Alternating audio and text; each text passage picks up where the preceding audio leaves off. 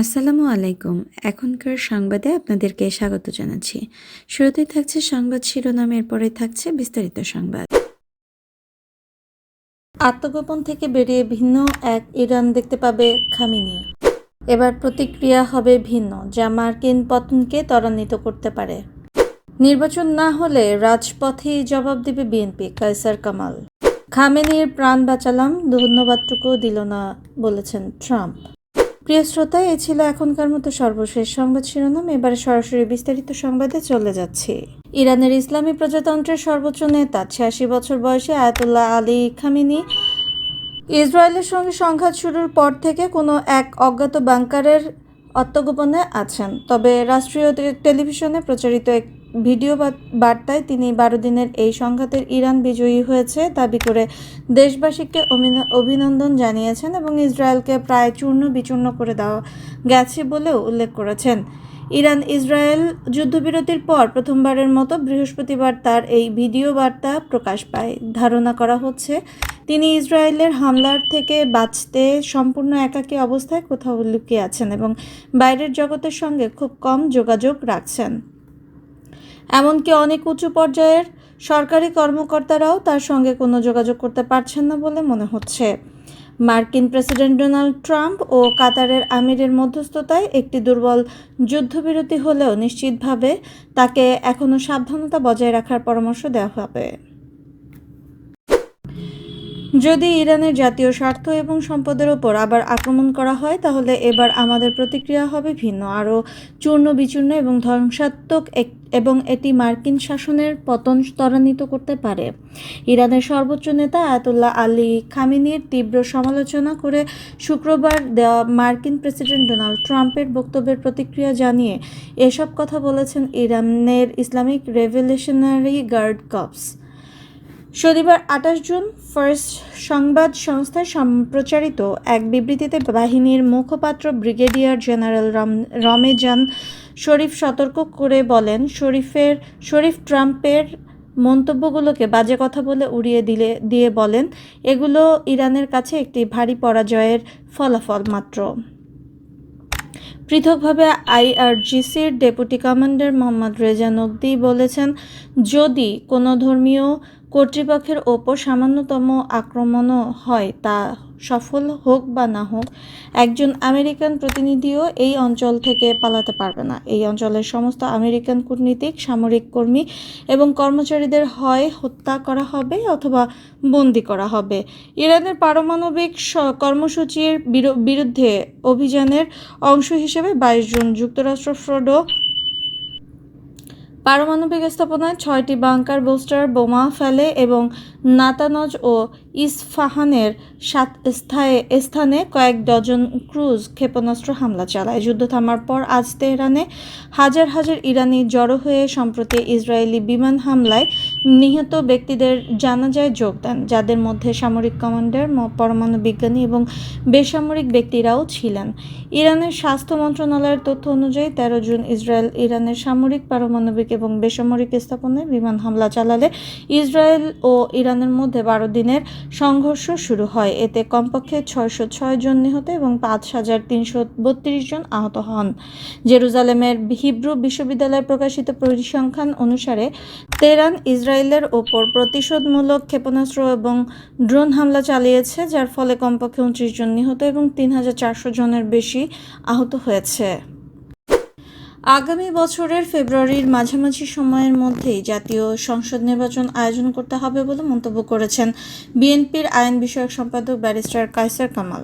শনিবার 28 জুন দুপুরে নেত্রকোনার দুর্গাপুর উপজেলা ও পৌর বিএনপির দ্বিবার্ষিক সম্মেলনে প্রধান বক্তার বক্তব্যে তিনি এই মন্তব্য করেন। তিনি বলেন, 5 আগস্টের পর জাতীয় নির্বাচন আয়োজনের কথা শোনা যাচ্ছে, যা দেশের মানুষ এর আগেই নির্বাচন প্রত্যাশা করেছিল। এটা কেবল বিএনপির দাবি নয়, বরং দেশের গণতন্ত্রকামী ও মুক্তিকামী মানুষের অভিন্ন দাবি। কায়সার কামাল আরও বলেন, আমরা রাজপথের মানুষ রাজপথে থাকায় অভ্যস্ত। আমরা বিশ্বাস করি রাষ্ট্রের দায়িত্বশীলরা সময় মতো নির্বাচন দেবেন, অন্যথায় জনগণের দাবি আদায়ে বিএনপি আরও রাজপথে নামবে। তিনি বলেন, বিএনপির বিরুদ্ধে অতীতে ষড়যন্ত্র হয়েছে, এখনও হচ্ছে। শহীদ রাষ্ট্রপতি জিয়াউর রহমান 19 দফা নিয়ে দলটি প্রতিষ্ঠা করেছিলেন, পরে খালেদা জিয়ার নেতৃত্বে 27 দফায় এসেছে। বর্তমানে তারেক রহমান জনগণের চিন্তা ও প্রেক্ষাপট বিশ্লেষণ করে 31 দফা ঘোষণা করেছেন। এই 31 দফা কৃষক, দিনমজুর, শ্রমিক, শিক্ষক, ছাত্র, আইনজীবী সহ সব শ্রেণী পেশার মানুষের কথা রয়েছে। বলা যায় এটি আধুনিককালের ম্যাগনা কার্টা। এই দফা বাস্তবায়নের মাধ্যমে আগামীর বাংলাদেশ গড়া হবে। সম্মেলন উপলক্ষে উপজেলার 7টি ইউনিয়ন ও একটি পৌরসভা থেকে হাজারো নেতৃকর্মী জড়ো হন দুর্গাপুর পৌর অডিটোরিয়াম কমিউনিটি সেন্টারের সামনে। দীর্ঘ 6 বছর পর কাউন্সিল ঘিরে নেতাকর্মীদের মধ্যে ব্যাপক উৎসাহ উদ্দীপনা দেখা যায়। সম্মেলনে প্রধান অতিথি ছিলেন বিএনপির জাতীয় নির্বাহী কমিটির ময়মনসিংহ বিভাগীয় সাংগঠনিক সম্পাদক মোহাম্মদ শরীফুল আলম। উদ্বোধন করেন জেলা বিএনপির আহ্বায়ক অধ্যাপক ডক্টর মোহাম্মদ আনোয়ারুল হক। বিশেষ অতিথি হিসেবে উপস্থিত ছিলেন বিএনপির জাতীয় নির্বাহী কমিটির সহ সাংগঠনিক সম্পাদক অ্যাডভোকেট শাহ ওয়ারেস আলী মামুন, আবু ওয়াহাব আকন্দ ও জেলার বিএনপির সদস্য সচিব ডাক্তার রফিকুল ইসলাম হিলালি। সম্মেলন শেষে পুনরায় জহিরুল আলম ভূঁইয়াকে দুর্গাপুর উপজেলা বিএনপির সভাপতি ও আব্দুল আওয়ালকে সাধারণ সম্পাদক নির্বাচিত করা হয়। অন্যদিকে পৌর বিএনপির সভাপতি হিসেবে আতাউর রহমান খান ফরিদ ও সাধারণ সম্পাদক হিসেবে হারেস গনিকে নির্বাচিত করা হয়। ইরানের সর্বোচ্চ ধর্মীয় নেতা আয়াতুল্লাহ আলী খামেনিকে লজ্জাজনক মৃত্যুর হাত থেকে রক্ষা করলেও খামেনি তাকে ধন্যবাদও জানাননি বলে মন্তব্য করেছেন যুক্তরাষ্ট্রের প্রেসিডেন্ট ডোনাল্ড ট্রাম্প। সেই সঙ্গে তিনি খামেনির প্রতি অকৃতজ্ঞতার অভিযোগ এনে হুঁশিয়ারি দেন, ইরান যদি পারমাণবিক অস্ত্র নির্মাণের দিকে এগোয় তাহলে তিনি আরও বোমা হামলার নির্দেশ দেবেন। শুক্রবার 28 জুন নিজের সামাজিক যোগাযোগ মাধ্যম ট্রুথ সোশ্যালে ট্রাম্প লিখেছেন, আমি খামেনিকে অত্যন্ত জঘন্য ও অপমানজনক মৃত্যুর হাত থেকে বাঁচিয়েছিলাম, তবে তিনি ধন্যবাদটুকুও দিলেন না। ইসরায়েলের সঙ্গে 12 দিনের যুদ্ধে ইরান জয়লাভ করেছে। খামেনির এমন মন্তব্যের প্রতিক্রিয়ায় ট্রাম্প এ কথা বলেন। খবর টাইমস অফ ইসরায়েল। ট্রাম্প দাবি করেন, ইরানের হামলা চালানোর সময় খামেনি কোথায় আশ্রয় নিয়েছিলেন তিনি তা জানতেন। ইসরায়েল ও যুক্তরাষ্ট্র সামরিক বাহিনীর খামেনিকে হত্যার পরিকল্পনাও রুখে দেন তিনি। খামেনির যুদ্ধ জয়ের ঘোষণাকে মিথ্যা ও বোকামিপূর্ণ আখ্যা দিয়ে তীব্র সমালোচনাও করেন ট্রাম্প। তবে খামেনিকে নিয়ে করা ট্রাম্পের মন্তব্যকে অসম্মানজনক ও অগ্রহণযোগ্য আখ্যা দিয়ে নিন্দা জানিয়েছেন ইরানের পররাষ্ট্র মন্ত্রী আব্বাস আরাকচি। সামাজিক যোগাযোগের মাধ্যমে এক্সে এক পোস্টে তিনি বলেন, প্রেসিডেন্ট ট্রাম্প যদি মনে প্রাণে চুক্তি করতে চান তাহলে তাকে আয়াতুল্লাহ খামেনির প্রতি অসম্মানজনক ভাষা ব্যবহার বন্ধ করতে হবে এবং তার কোটি ভক্তের অনুভূতিতে আঘাত দেওয়া থেকে বিরত থাকতে হবে। এর আগে ইরানে হামলা চালিয়ে দেশটির পারমাণবিক অস্ত্র অর্জনের ক্ষমতাকে ধ্বংস করে দিয়েছেন বলে দাবি করেছিলেন ট্রাম্প।